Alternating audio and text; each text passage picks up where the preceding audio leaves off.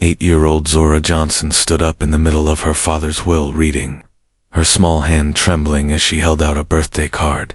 "Stop. That's not my daddy's signature." The room fell into stunned silence. A panel of well-dressed white attorneys turned toward the voice, surprised to be challenged by a little black girl. But Zora didn't flinch. Her voice, though high-pitched with fear, carried the weight of generations. "Before we dive into this moving story of courage and legacy, let me know where you're watching from. Hit that like button and subscribe to follow more stories of resistance, justice, and triumph." Now, back to Zora, who stood up when no one expected her to. Zora lived in Oakwood Heights, a historic black neighborhood on Chicago's South Side. But lately, it didn't feel like home anymore. The corner stores were gone, replaced by trendy cafes selling shumei and lattes. Construction crews knocked down buildings that had stood for decades, making way for luxury condos guarded by doormen who had longtime residents like strangers. For all of her 8 years, this neighborhood was her entire world, but it was disappearing, piece by piece. Her father, Marcus Johnson, was the proud owner of Sacred Pages, the last black-owned bookstore in Oakwood Heights. The store was more than a business. It was a safe space. Story time for kids, a hangout for teens, a meeting ground for activists, poets, and everyday folks who just wanted to be heard. Marcus had raised Zora alone since her mother died during what was supposed to be a routine hospital visit. Zora later overheard that the nearby hospital had closed and the one 20 miles away didn't take black women's pain seriously. Marcus never said it out loud, but Zora knew he blamed the system. Their home, a two-story Victorian, had been in their family since 1942. Her great-grandfather, a World War II veteran, fought redlining to buy it. Its stained glass windows, creaky hardwood floors, and family photos told a story of survival and pride. Marcus taught Zora about their history in his study, surrounded by books and soft lamplight. One of their games involved tracing the Johnson family signature. "See this little loop in the J? That's ours. Your grandpa had it. I have it. And now you know it too," Marcus would say, guiding her hand. "No one signs like a Johnson." What started as a game was a lesson. Marcus knew the power of names, documents, and signatures in a country that used paperwork to steal from people like them. When he was diagnosed with a heart condition the year before, Marcus never spoke of dying, but he prepared. He showed Zora his will, his trust documents, his safe. "Promise me, Zoe, protect our legacy," he had said. The next morning, Zora found him slumped over his desk. A heart attack. The last page he'd written. A letter to the city council opposing Richard's new condo development, signed with that unmistakable Johnson loop. 2 weeks later, Zora sat nervously in a downtown law office 32 floors above the city, feeling small in a stiff leather chair. Her patent leather shoes barely touched the floor. The walls were glass and steel, a world away from Sacred Pages. Beside her sat Miss Constance, her father's elderly neighbor and Zora's fiercest protector. Across the table, Richard Johnson, Marcus' half-brother, surrounded by 2 white attorneys in matching suits. Richard had barely acknowledged Zora at the funeral, just a cold pat on the shoulder, before retreating to whisper with his business associates. The lead attorney, William Barrett, entered with the swagger of someone who'd always been listened to. His voice was smooth, his suit custom, his gaze dismissive. "We are here for the reading of Marcus Anthony Johnson's last will and testament," he said, not waiting for acknowledgement. Legal language blurred past Zora's ears until one phrase sliced through. "I hereby bequeath all property, both real and personal, including but not limited to the residence at 724 Magnolia Street, Sacred Pages Bookstore, and all financial assets to my brother, Richard Johnson." Zora froze. Her house, her father's store, given to Richard. Her daddy would never do that. As Barrett flipped to the signature page, something felt off. Zora leaned forward, heart pounding. The signature was shaky, hesitant. The loop in the J was missing. Without thinking, she reached into her purse and pulled out her birthday card from Marcus, signed in that familiar hand. She stood, her voice rang out, sharp and clear. "Stop. That's not my daddy's signature." Everyone turned to look. Richard's jaw clenched. Barrett raised an eyebrow, with a condescending smile. "Young lady, I know this is a difficult time." "No," Zora cut him off. She held up the birthday card. "He always made a special loop in his J. My daddy taught me. It's our family. Mark, this one doesn't have it. This isn't his." Barrett's smile thinned. Children often see what they want to see during grief. A young associate in a sleek ponytail leaned forward. "Perhaps we should pause. Emotions are clearly high." But Miss Constance stood up straighter. Her voice rang with quiet steel. "The child knows her father's handwriting. Marcus taught her himself. You should listen." Barrett's lips tightened. "With all due respect, Miss Constance will do just fine," she snapped. "And I trust that girl's eyes more than anything you've said in this room." Richard stood, adjusting his jacket. His voice turned syrupy. "Zora's having a hard time accepting her father's choices. Marcus and I spoke many times. He knew I could give her opportunities, better schools, international programs, connections." Zora's stomach turned. "My daddy would never give you our house," she whispered, her voice filled with fury and grief. And just like that, a little girl stood up to a system designed to silence her, armed with nothing but the truth and a birthday card. If you believe Zora deserves justice, drop A in the comments. And if you're with her in this fight to protect what's hers, don't forget to like and subscribe, because this story, it's just getting started. "Protect our legacy," he told me. Barrett gave a subtle nod to his assistant, and moments later, Zora was politely but firmly escorted out of the room. Despite her objections, she found herself in the reception area, where a young receptionist handed her a juice box and a worn magazine with forced cheer. Through the cracked office door, Zora could hear her uncle's voice, now cold and emotionless. "The demolition permits are already filed. Once we remove that last obstacle, we break ground on the Oakwood Heights Renaissance project this fall." A second, unfamiliar voice replied eagerly. "Those luxury condos will sell before they're even built. That location, the history, it's perfect for marketing." Richard laughed. "History only matters when it sells. That old house and dying bookstore, they're coming down, no matter what my brother wanted." Back in Oakwood Heights, Zora and Miss Constance rode home in silence, both stunned by what they'd overheard. When their taxi turned onto Magnolia Street, Zora gasped. A large for sale sign stood planted in their yard. The bold letters read, "Platinum Properties Luxury Development, coming soon." Miss Constance gripped Zora's hand tightly as neighbors gathered on porches, whispering and pointing. Mrs. Turner hurried across the street. "Child, what's going on?" "That sign went up not 30 minutes ago." Before Zora could answer, Mr. Lewis from down the block joined them. Marcus wouldn't have sold, not after all the work he did to stop those developers. Miss Constance explained the situation quietly, trying not to upset Zora further. "Richard Johnson has powerful friends," Mr. Lewis said grimly. "They've been eyeing this block for years. The community board rejected his proposal 3 times, Mrs. Turner added, but now it's privately owned." Her words trailed off. Zora looked at them, seeing the resignation in their faces. "My daddy wouldn't want us to give up," she said, voice firm. "He showed me his real will, not the one they read today."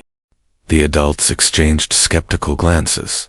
Fighting wealthy developers and powerful law firms wasn't something families like theirs usually won. Back inside the house, Zora went straight to her father's study, determined to find proof. She pulled books from shelves, searched under drawer linings, and finally discovered a hidden compartment in his desk. Inside, a leather-bound journal, The entries detailed years of harassment from Richard's company offers, threats, even strange accidents that befell neighbors who resisted. Marcus had written about legal strategies, community organizing, and, most crucially, his plan to protect the property through a special trust. One chilling entry read, "Richard offered $2 million for the block last month. When I refused, he casually mentioned how quickly heart conditions turn fatal in our family.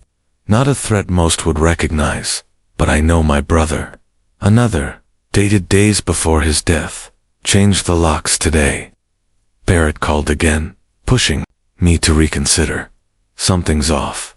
If anything happens to me, the real documents are safe. Zora knows my signature." The next morning, Zora convinced Miss Constance to take her to Sacred Pages, the bookstore her father ran.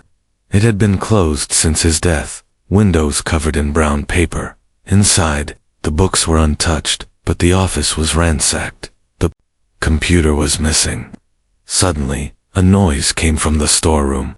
Zora froze, but it was only Mr. Jackson, her father's loyal employee of 15 years. "Zora," he said softly, hugging her, "I've been trying to watch the place. Some men came by yesterday claiming to do inventory for the new owner, but I didn't let them in." Zora explained what happened at the will reading. Mr. Jackson didn't look surprised. "Your father suspected Richard might pull something like this. He'd been making copies of documents, preparing for the worst. There's someone you need to meet." That afternoon, they met Amara Washington, a former Oakwood Heights resident turned attorney. Now 34, and working at a downtown firm, she listened warily at first. "Wilson and Barrett is one of the most powerful firms in the city," she said, stirring her coffee. "I interned there once. They don't lose. Especially not to people like us," Zora said from her backpack. She pulled out cards and letters bearing her father's unique signature. "See this mark? My daddy always made it. The will they showed had a fake one." Amara studied the documents. "This is consistent. The loop in the signature is distinctive," she softened. "But challenging a will without the original is hard." Zora's eyes welled. "If we don't fight, they'll tear down our home and everything my daddy built." He said, "Our legacy matters.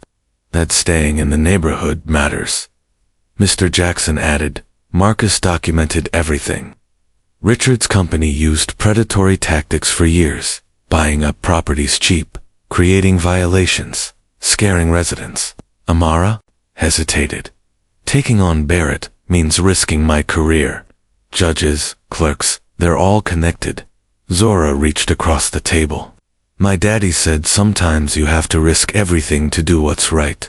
Their conversation was cut short when two police officers entered the cafe, followed by Richard and a sharply dressed man. "There they are, officers," Richard said, smooth as ever. "They broke into my bookstore. I'm the legal owner now." The officers approached. "We'll need to see some ID. Comment number 1 if you think this is a clear abuse of power, and hit that like button if you're rooting for Zora to find justice. Will Amara back down or rise up to fight for what's right? Subscribe to follow the next chapter in this powerful story of a girl against a system designed to silence her. The following week was filled with setbacks. Amara filed an emergency petition to challenge the will, but it was delayed repeatedly. Paperwork disappeared. Appointment times changed without notice. Fees doubled. When they finally got a preliminary hearing, Judge Henderson barely looked at their evidence. The emotional claims of a child, though understandable, do not constitute legal proof, he ruled. Outside the courtroom, Amara overheard Henderson and Barrett talking about their weekend golf game. When she raised the issue with the court clerk, the woman replied flatly, "Judge Henderson has many friends. That doesn't affect his judgment." Security guards shadowed Zora and Miss Constance in the courthouse. Mr. Jackson was stopped for extra screening every visit. White attorneys walked through easily. Offices closed exactly when they arrived, but opened minutes later for others. Meanwhile, Richard appeared on TV, posing as the caring uncle. Marcus was an idealist. "I'm securing Zora's future," he told reporters. No one questioned why he needed to sell her home, instead of using his money to support her. One news segment showed Zora leaving the courthouse, calling her angry and troubled. Richard, in contrast, was portrayed as patient and concerned. Then came the eviction notice. 30 days to vacate. Miss Constance wept. "This isn't right. Marcus fought his whole life for this home." Zora sat beside her, watching real estate agents show off neighboring lots. "We're not giving up," she whispered. Daddy wouldn't. Amara found proof that Barrett's firm had long represented Richard's company handling real estate acquisitions. He couldn't ethically draft Marcus's will while working for Richard. It's a conflict of interest. She filed another motion. It was accepted but scheduled for 6 months later. The eviction would happen long before then. At school, Zora faced a different struggle. White classmates, repeating their parents, told her, "Old houses like yours are dangerous. My dad says the neighborhood's being improved." A former friend distanced herself. "My mom says your family is holding everyone back." At a parent-teacher conference, Miss Constance tried to explain the home's historical importance, but Zora's new teacher, Mrs. Reynolds, just smiled politely and steered the conversation back to math scores. 3 weeks later came their first major court date. The courtroom was nearly empty, just Richard's legal team and a couple of board reporters. Judge Henderson referred to Amara only as opposing counsel, ignoring Zora and Miss Constance entirely. When Amara brought up signature discrepancies, Henderson cut her off. "Children often misinterpret things when grieving." Barrett chimed in. "Mr. Johnson's doctor says medication may have altered his handwriting. It's no forgery." "That seems reasonable," the judge agreed. Motion denied. As they exited, Richard leaned in and whispered to Zora, "You can't win. Know when to quit." For the first time, Zora felt her resolve falter. The entire system was rigged to protect people like Richard and bury voices like her father's. That night, she curled up in her father's reading chair, surrounded by his books, breathing in the lingering scent of his cologne. "I don't know how to fight them." "Daddy," Zora whispered, tracing his signature on an old letter. Those distinctive Johnson loops sparked a memory. Her father hadn't just taught her to recognize a signature, but to understand that a signature meant making your mark in a world that tried to erase you. He'd built community when he couldn't change the system, and created spaces for unheard voices when no one else would listen. Maybe the courts wouldn't hear her, but others might. The next morning, with fresh resolve, Zora gathered art supplies and made posters about her father's bookstore and its place in Oakwood Heights. "Sacred Pages to 25 years serving our community," read one, decorated with photos of story times and meetings held there. Another declared, "Our home is our history," showing the Johnson family's Victorian home now facing demolition. Mr. Jackson helped her make copies, and by afternoon, Zora and her friends distributed flyers throughout the neighborhood. The images told a stark story. Historic black homes replaced by sterile condos, families displaced, history erased. Beneath each photo, a pointed question: where are these families now? Richard's retaliation was swift. Platinum Properties. Staff followed the children, warning residents the flyers were defamatory. Mrs. Turner, who posted one in her window, was slapped with obscure code violations. Mr. Lewis's car, parked in its usual spot for 20 years, was suddenly towed. Yet Zora's message spread. The Oakwood Heights Community Center hosted a packed town hall. Elderly residents spoke of past displacements and how Oakwood Heights was born from resilience. Reverend Williams, once silent, visited the Johnson home, saw the family's history, and publicly pledged support. "Our faith calls us to stand with the vulnerable against the powerful." His church became campaign headquarters. Social media amplified their fight. Hashtags like #SaveSacredPages and #Oakwood Heights History gained traction. University students, moved by Zora's story, offered research and resources, unearthing documentation that several buildings targeted for demolition were historically significant civil rights sites. Richard tried to buy Zora's silence with a token gesture, a bookshelf in the new condo's community room named after her father. Zora's refusal, filmed by Mr. Jackson, went viral. My daddy didn't fight for a bookshelf. He believed in keeping our history alive through our community. Our home isn't for sale. The pressure mounted. Investors pulled out. Protests grew. Racial tensions in Oakwood Heights surfaced. Some newcomers blamed the controversy for falling property values, while others joined the preservation effort. In her father's study, Zora found records proving Richard owed Marcus a $75,000 debt never repaid. If Richard inherited Marcus's estate, that debt would vanish. A clear motive. Amara's legal strategy intensified. She discovered cases where wills had been overturned through handwriting analysis and secured expert opinion identifying discrepancies in Marcus's signature. But they needed the original will, which Barrett's firm refused to release. Then, their home was ransacked. Nothing stolen but papers. A warning. Fortunately, Zora had hidden important documents with trusted neighbors. Security cameras captured Richard, unlawfully entering the bookstore days after Marcus's death. Their breakthrough came when Miss Constance recalled Marcus mentioning a safety deposit box at Chicago Metropolitan Bank. Zora and Amara, armed with legal documents, claimed access. The bank manager, suspicious and reluctant, stalled, then allowed them into the vault. Inside, they found a properly executed will, leaving everything to Zora, naming Miss Constance as guardian, and declaring the bookstore and home protected historic properties. Most damning was a letter from Marcus to Zora. If you're reading this, someone's trying to take what's yours. But as they left, the bank manager called police, falsely claiming fraud. Officers detained them while bank staff sealed the documents under disputed legal hold. Hours and 2 judges' orders later, Amara left with copies, the originals still held by the bank, as they stepped onto the sidewalk. Zora looked up at Amara. They're trying to hide everything. Do you think we'll ever get all the pieces? Together, Amara squeezed her hand. We're getting closer, Zora, and we're not stopping now.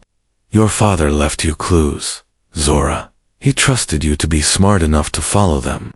What would you do if powerful people tried to erase your family's history?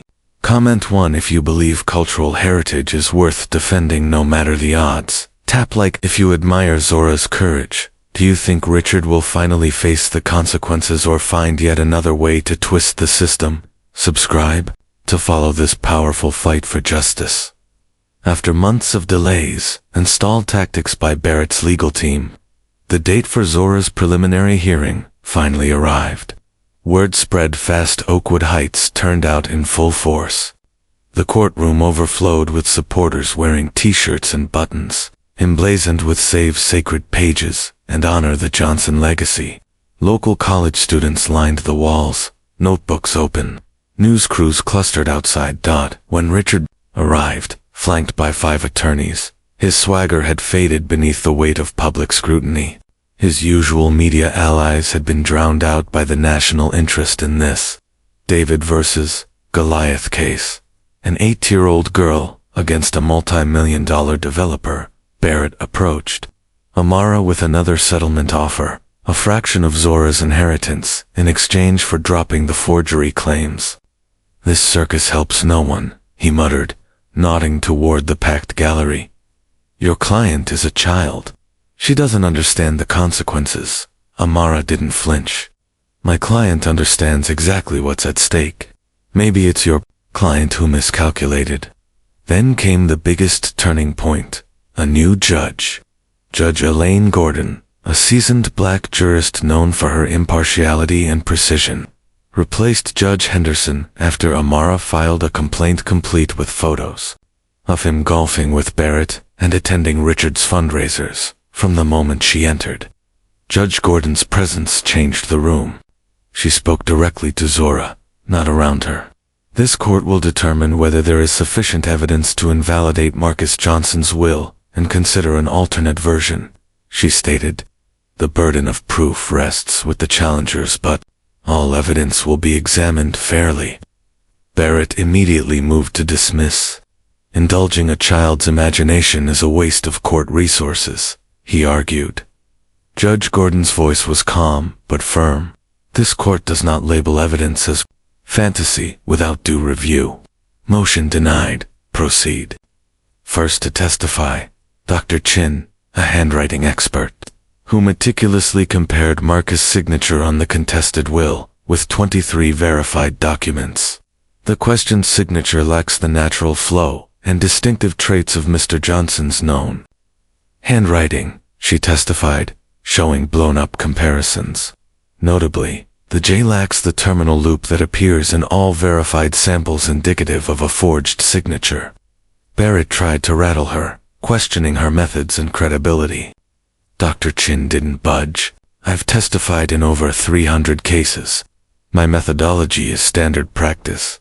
Then came Samuel Rivera, a forensic accountant. Platinum Properties was on the brink of collapse before Marcus Johnson's death, he explained. The Johnson estate, especially the home and bookstore block, was a $15 million lifeline. Barrett objected to Zora testifying, claiming she was too young. Judge Gordon disagreed. Ms. Johnson is competent to testify to matters within her personal experience. Zora, composed beyond her years, told the court how her father had taught her to recognize his signature. My daddy showed me his will. It said our home and the bookstore stay in the family because they're part of our story. Barrett tried to confuse her. Couldn't your grief be clouding your memory? Tears welled up in Zora's eyes, but her voice stayed strong. Being sad doesn't make me wrong. My daddy said to watch the details because people lie with papers. Miss Constance echoed that truth. Marcus Johnson lived for two things, his daughter and this community. He would never leave everything to a man who wanted to destroy it. Then, a bombshell. Barrett's own assistant, Emily Chin, testified she had seen Barrett and Richard meeting privately weeks before Marcus' death. She had even witnessed Richard practicing his brother's signature. Barrett said it was just in case Marcus became incapacitated, but after Marcus died, he replaced documents. The defense tried to discredit Zora again, calling her teacher Mrs. Reynolds. Zora is a bright, imaginative child who writes magical stories, she said, hinting Zora struggled to separate fiction from fact. But under cross-examination, Amara revealed Mrs. Reynolds had only taught Zora for 7 months. Hand had just bought a luxury condo from Richard's development, at a discount. Judge Gordon wasn't swayed. She ordered Barrett's firm to produce the original will within 24 hours or face sanctions. Outside, Zora was asked by a reporter how it felt to stand up to so much power. She paused, then smiled. My daddy said the truth is like a seed. If you plant it and take care of it, it grows big enough for everyone to see. We're just helping it grow. That night, Amara received an unmarked envelope, photos of Richard and Barrett meeting before Marcus' death, plus notes detailing their contingency plan. A sticky note read, "Not everyone at the firm agrees with hurting that little girl. Barrett made one last offer. Zora keeps the home. Richard's company gets the bookstore but must lease it back to Sacred Pages for 99 years. Zora must drop all forgery accusations and stay silent." The community was divided. Some saw it as a win. Others, like Mr. Washington, were furious. What lesson are we teaching? That you can steal from a child and walk away if you give some of it back. Miss Constance urged caution. The costs keep rising. Amara's nearly working for free. But Mr. Jackson said what many were thinking. Half justice is no justice. Zora slipped away to think, as fireflies blinked through the summer dusk. She sat on her porch swing, the same one she used to share with her father. That's when Richard pulled up. He looked tired. No lawyers, no swagger. "May I sit?" he asked. Zora nodded. He sat on the steps, silence hanging heavy. "You're more like Marcus than I thought," he admitted. "Stubborn, principled. He always believed he was right." Zora's eyes didn't leave him. "Is that why you forged his will? Because he wouldn't sell?" He didn't deny it, just looked out over the street. "You don't know what it was like," Richard said. "I was the half-brother. Marcus got the legacy. The respect, the roots. I had to change my hair, my accent, just to be accepted. I built myself up in the world. Marcus refused." Zora's voice was quiet, but firm. "My daddy didn't reject the world. He chose to build something real. And what did that get him?" Richard snapped. "A failing bookstore, a house falling apart, and an early death. I offered him millions. Zora, he could have moved you somewhere better." Zora paused, thinking carefully. "He gave me something you never could, Uncle Richard. He taught me to be proud of who I am and where I come from. He showed me that some things matter more than money." Something flickered across Richard's face, anger, or maybe regret. "I forged the will," he admitted suddenly. "Barrett helped me. Marcus was never going to sell, and Platinum Properties would have gone under without this deal. Everything I've built over 20 years would have disappeared." He finally looked Zora in the eye. "I convinced myself I was helping you, that the money would give you options. Marcus couldn't." Zora's voice was calm but unwavering. "But they weren't your choices to make." Richard stood, brushing dust from his designer pants. "The settlement offer expires at 9 a.m. tomorrow. Take it, Zora, because if you don't, I'll use every connection I have to put you in state custody. Not with Miss Constance. Foster care, and with your attitude. You'll bounce between homes until you age out. Is your moral victory really worth that?" He turned and walked away, leaving her trembling with a mix of rage and fear. Inside the house, Zora found Miss Constance on the phone, her voice tight and urgent. "Yes, right away. Tell them I'm her legal guardian. I'm coming now." She hung up, pale and shaken. "It's Mr. Jackson. He collapsed at the bookstore while gathering documents for tomorrow. They've taken him to Mercy Hospital." That night blurred into fluorescent lights, antiseptic smells, and whispers with doctors. Mr. Jackson had suffered a stress-induced cardiac event, not fatal, but serious. The strain of the fight was taking a toll. Miss Constance, exhausted from weeks of stress, began experiencing chest pains and was admitted for observation herself. Zora found herself alone in the hospital waiting room after midnight, the weight of everything pressing down. For the first time, she seriously considered giving in, accepting the cup settlement to stop anyone else from getting hurt. Then a young nurse approached her. "You're Marcus Johnson's daughter, right?" Zora nodded. "Your father helped my mother keep her house when developers tried to force her out 3 years ago. He organized the legal clinic that saved us." The nurse pressed a small USB drive into Zora's hand. "Mr. Jackson had this when he collapsed. He kept saying you needed to see it before tomorrow." Back at Miss Constance's sister's apartment, where Zora was staying, she plugged the drive into a laptop. One file stood out. For Zora, if needed, her father's face appeared. On screen, filmed in his study before his death. His smile was warm, his voice calm. "Zora, my brilliant girl. If you're watching this, it means I'm gone, and someone's trying to take what's rightfully yours. But I prepared for this." He spoke not only of his love for her, but of his vision for their community. Oakwood Heights isn't just buildings. Zoo, it's a story of people who created something lasting despite every obstacle.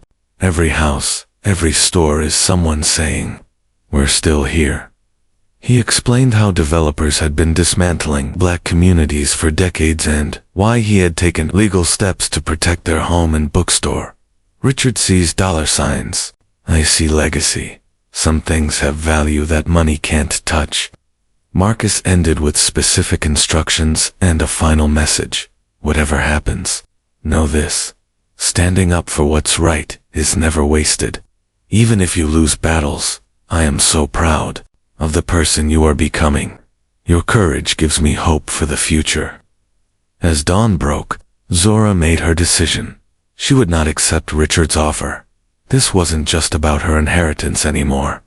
It was about honoring everything her father had fought for. When she arrived at the courthouse with attorney Amara Rose, they were greeted by surprising news. Barrett had filed a motion to withdraw the contested will. Richard has chosen to resolve the family dispute by rescinding his claim to the estate, he announced. Amara narrowed her eyes. It's a trick. Without a contested will, they'll try to get the whole case dismissed. She was right. In court, Barrett stood with his usual composure. Your Honor, the document has been withdrawn. There is no longer a matter before this court. We request an immediate dismissal. Judge Gordon considered this. Ms. Washington, do you have cause to proceed? Amara responded. Yes, Your Honor. The withdrawal doesn't resolve the matter of succession. Without a valid will, intestate laws apply. Zora Johnson is the rightful heir. But without proof of the forgery, they couldn't hold Richard or Barrett accountable. As legal arguments swirled, Zora tugged Amara's sleeve. She had an idea. In Daddy's video, he mentioned papers in a secret place. I think I know where they are. She described the hidden floor vault in her bedroom, a treasure chest she and her father had built together. Hidden beneath a loose board, opened by pressing secret points in a precise order. With court approval, officers accompanied Zora, Amara, and the attorneys back to the Johnson home. In her room, Zora knelt on the floor and pressed the familiar sequence.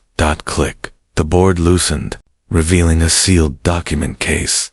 Inside was not a will but something even stronger. A deed placing the Johnson home and bookstore in an irrevocable trust with Zora, named trustee, and the property designated as a protected historic community landmark. It had been properly notarized and recorded with the county 6 months before Marcus died. Back in court, Zora stood and spoke clearly. My father created a trust to protect our home and store. He said some things needed to be safe from politics and business. The trust mandated the property be preserved for educational programs, community meetings, and affordable housing initiatives. Most damning to Richard's plans, it banned any commercial development for 99 years. Richard's composure cracked. This is absurd. You can't just lock away valuable land for some sentimental project in a dying neighborhood, he ranted further, revealing his disdain for the community. These properties are worth millions, not for some center for people who can't even afford to live here. The racial bias in his outburst was clear and damaging. Judge Gordon ruled. Swiftly, the forged will was declared fraudulent. The trust was upheld as legally binding.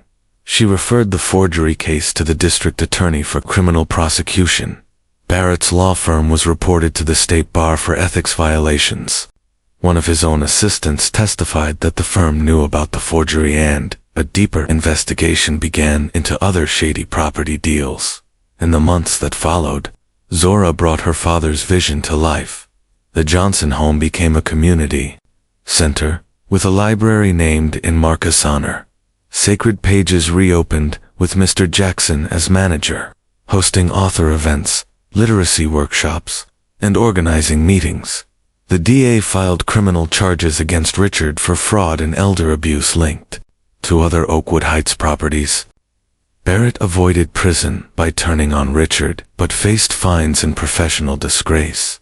Richard's company collapsed as investors pulled out. Months later, after a community event, Richard approached Zora, humbled, remorseful. Your father would have forgiven me. Eventually, he believed people could change. Zora looked at him, thoughtful. I think people can change too, but first, they have to tell the truth and try to fix what they broke. She gave him a chance to make amends. Richard could join their entrepreneurship education programs only if he publicly acknowledged his wrongdoing and used his expertise to help protect local businesses from predatory development. The legal settlement established the Marcus Johnson Scholarship Fund, offering opportunities to kids in Oakwood Heights. A neighborhood coalition formed to identify and preserve other historic sites, creating a new kind of development model, one rooted in justice and memory. 1 year later, Zora stood on the porch of her family home now, buzzing with laughter, music, and the warmth of a thriving community.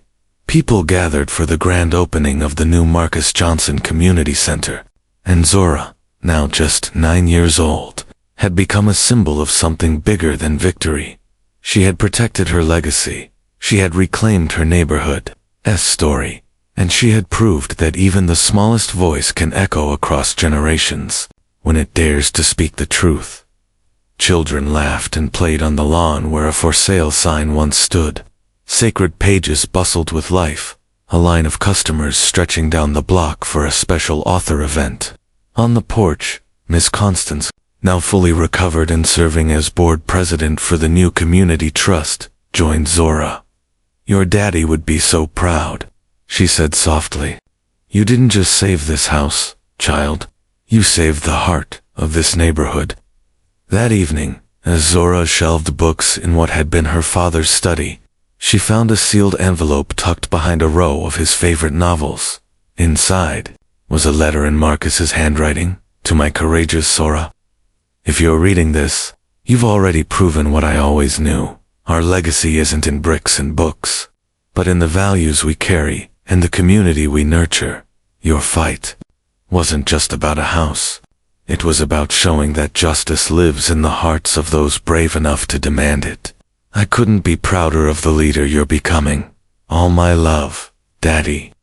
Tears blurred Zora's eyes as she traced his signature, the familiar Johnson, looped steady beneath her fingers. She finally understood. Her father's greatest gift wasn't the home or bookstore, but the courage he'd instilled in her, and the spirit of resistance and resilience he'd built within Oakwood Heights. This story leaves us with a question. What would you do if someone tried to erase your family's history? Would you have the courage to stand your ground, like Zora, even when the odds were stacked against you? We'd love to hear from you. Drop a comment below and share your thoughts on fighting for what's right, especially when powerful forces try to silence you. If Zora's story inspired you, hit that like button and subscribe for more powerful stories about courage, community, and standing up against injustice. And be sure to share this video with someone who needs a reminder that the smallest voices can spark the biggest changes. Thank you for joining us on this journey. May we all find the strength to protect what matters most, and may we remember that victory isn't always about property. Sometimes it's about preserving the soul of a community and the values we leave behind. What legacy would you fight for? Tell us in the comments, because your story matters too.